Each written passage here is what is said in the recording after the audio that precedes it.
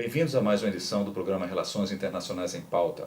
Esse é um programa do IPRI, Instituto de Pesquisa em Relações Internacionais da Fundação Alexandre de Gusmão.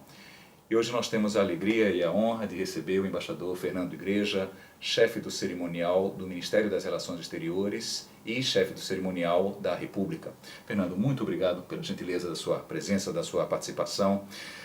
O protocolo e o cerimonial, para todos os que trabalham com política externa, com diplomacia, nós sabemos que é absolutamente determinante, né, para o sucesso de qualquer agenda externa.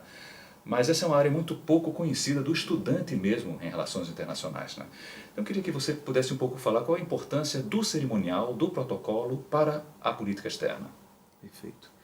Muito obrigado, Alessandro, por esse convite, por essa oportunidade de falar um pouco do cerimonial, enfim, nesse contexto de política externa, e para, enfim, alunos de relações internacionais que estão, enfim, evidentemente interessados, eventualmente até ingressar na nossa carreira.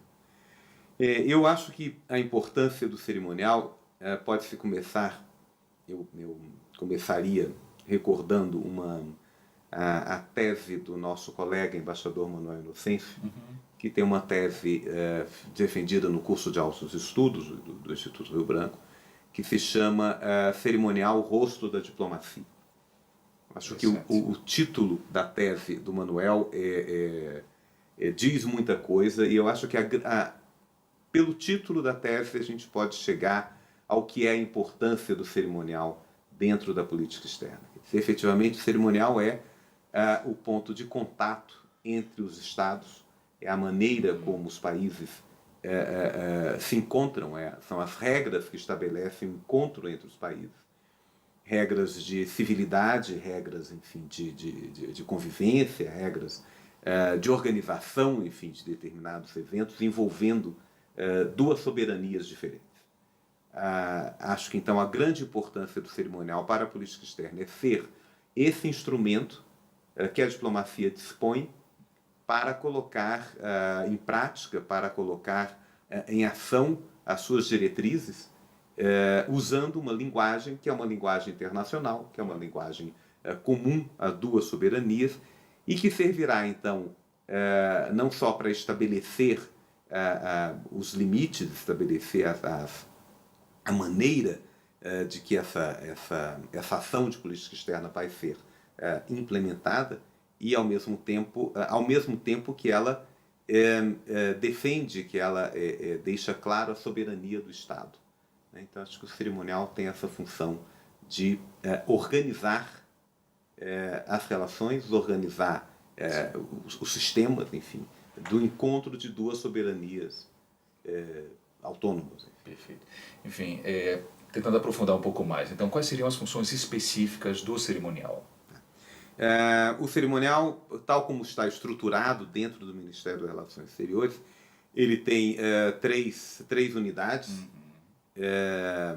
Uma delas que talvez apareça menos em determinadas reflexões sobre o cerimonial, mas talvez seja uma das mais importantes, que é a Coordenação Geral de Privilégios e Imunidades, que é aquela que é a guardiã das Convenções de Viena, da Convenção de Viena sobre Relações Diplomáticas e sobre Relações Consulares, onde toda essa estrutura, toda essa convivência entre os Estados está resguardada pelo respeito de um Estado a outro e pela maneira como isso se dá na vida da representação diplomática em cada país, né?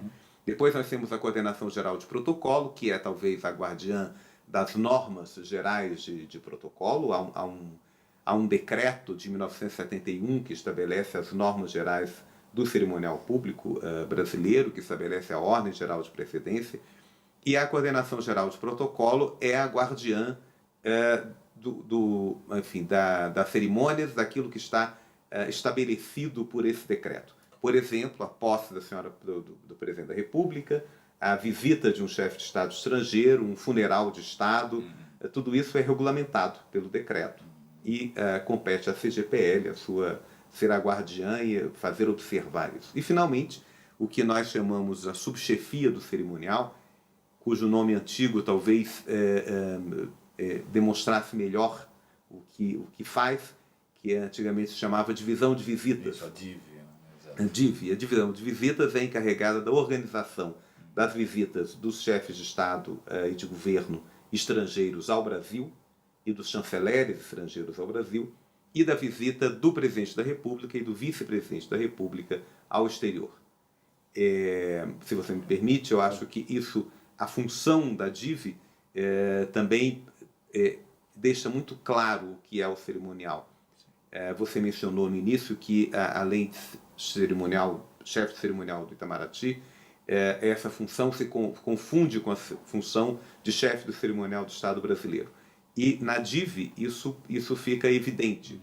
O cerimonial do Itamaraty organiza uma visita do presidente da República ao exterior, porque é o Estado brasileiro que está sendo representado no exterior. Claro. Né? Então há essa função política do cerimonial quando se envolvem os representantes, enfim, da República. Perfeito. Presidente e vice-presidente. Claro. Enfim, saindo um pouco do conceitual e do institucional para o plano prático mesmo, né? Você mencionou uma visita presidencial. Como se organiza, não é? Como se prepara e como se executa por exemplo, uma visita de Estado? O cerimonial, no caso de visitas que nós recebemos, enfim, chefes de Estado estrangeiro que vêm ao Brasil, cabe ao cerimonial a coordenação de todos os aspectos logísticos dessa visita e, eventualmente, de aspectos políticos. Quer dizer, a visita terá sido concebida pelas áreas políticas do Ministério, pela Embaixada, pela relação entre os dois países, mas é ao cerimonial que cabe dar visibilidade àquilo que foi decidido politicamente. Né? A decisão se é uma visita de Estado ou se é uma visita oficial, é uma decisão política. Mas qual a diferença entre elas e como isso vai ser passado pelo público é algo que depende do cerimonial. No caso de uma visita de Estado, a revista Tropas em frente ao Palácio Planalto, a subida da rampa do Palácio Planalto, há um grande almoço ou um grande jantar de Estado organizado no Itamaraty, e todos os detalhes dessa organização cabe ao cerimonial.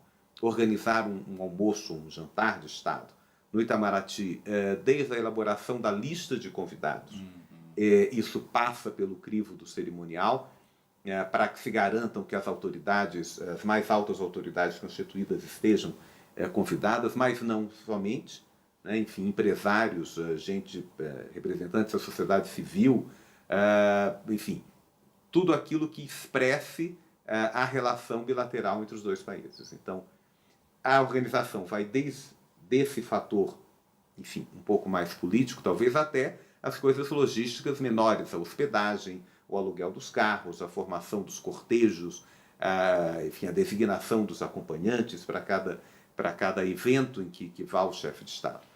Isso se reproduz também no exterior, na organização das visitas do presidente da República, no caso atual da presidenta da República, ao exterior. Quer dizer, e aí talvez o cerimonial participe um pouco mais da concepção política da visita, porque caberá ao cerimonial discutir a realização de cada evento, discutir a participação específica do presidente da República em cada evento, onde o presidente vai se sentar, onde estará a bandeira nacional, se será tocado o hino nacional, enfim, por que porta o presidente vai entrar, quem vai receber o presidente em determinada situação, e isso às vezes envolve questões, enfim, como eu disse, que podem ter um caráter político mais do que a gente pode imaginar normalmente. Né? É fundamental isso, quer dizer, a forma transmite uma mensagem política. Exatamente. Né? Exatamente. Muito bem.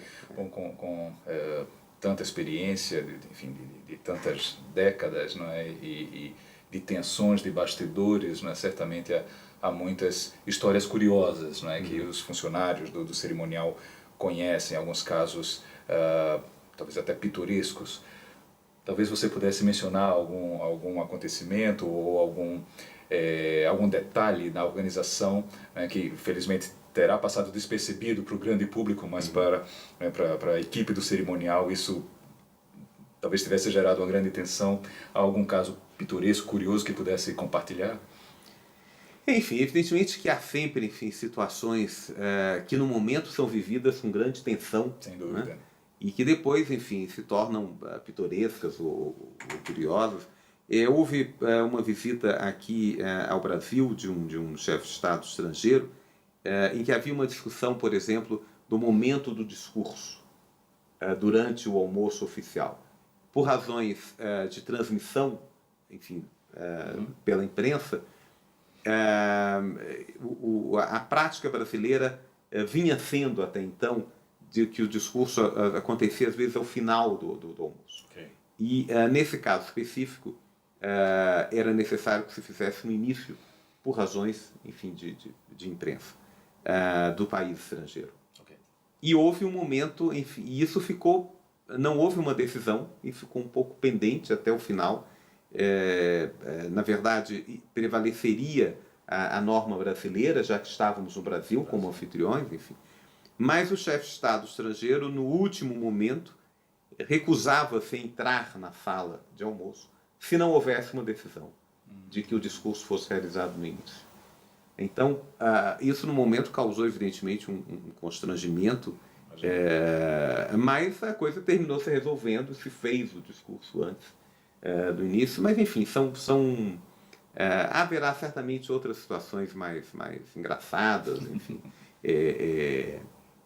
Mas o certo é que o objetivo é sempre que a mensagem final passe bem, né? Enfim, que o público veja o resultado de uma visita, enfim, da melhor maneira possível, né? E a gente tenta resolver nos bastidores essas pequenas questões.